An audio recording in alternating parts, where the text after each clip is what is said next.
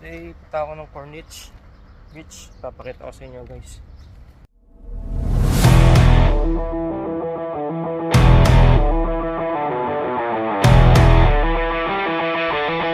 Ito na ako sa sasakyan ko. Ayan. Ito ang Kachara parking. Kasi disyerto dito.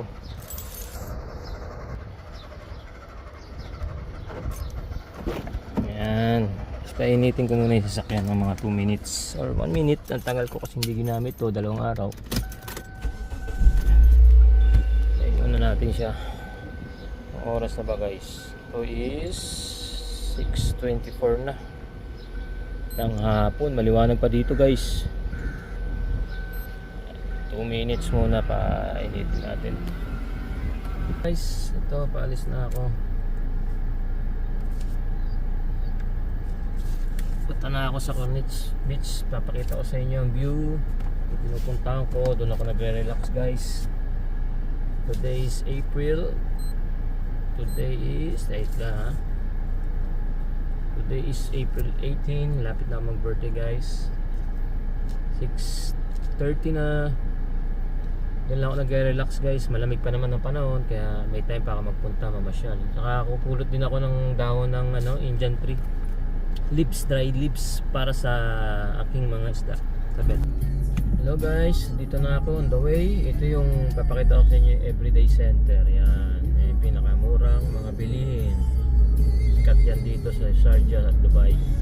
Tapos after that, kaya naman makikita mo yung gym. Diyan ako nag-gym. Kaya lakad ko yan siguro mga 6 minutes.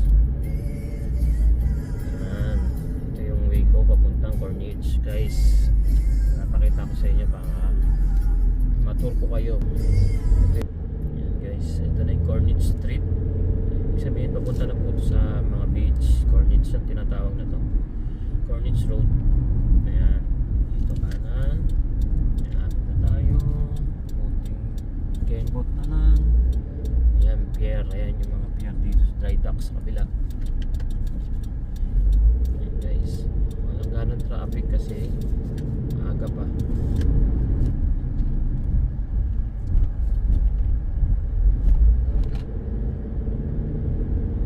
Tambay lang ako doon guys, relax. Malamig pa naman ngayon, kaya okay pa. Siguro hanggang April na lang to guys. Tapos nito, summer na naman. Hindi ka na naman makakagala. Sobrang init. Ito, sumusunod yung mga tao sa pagtawid. Pag stop talaga. Kaya medyo dito, safe ka mag-drive. Hindi ka makakabangga. Kasi sumusunod sila sa batas. Takot sila magkaroon ng fine. Dapat sana ganyan to rin sa Pilipinas. Sumusunod ang tao sa rules. Hello guys, hanapit na ako.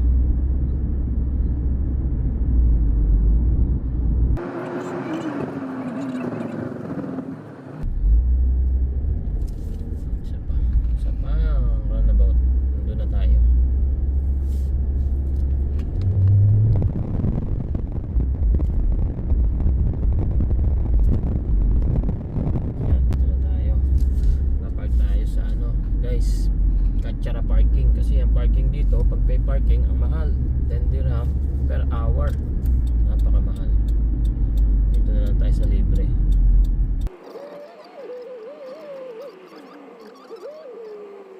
Dito daanan dito guys. Daanan na to. Dito tayo mag-park ngayon. Dito na lang tayo mag-park para hindi na tayo pumunta doon. Hindi naman dito eh. Ito, libre. Pwede naman dito siguro. Wala naman nakalagay ng parking. Diba? Kachara parking. Dito tayo mag-park guys. Kachara parking.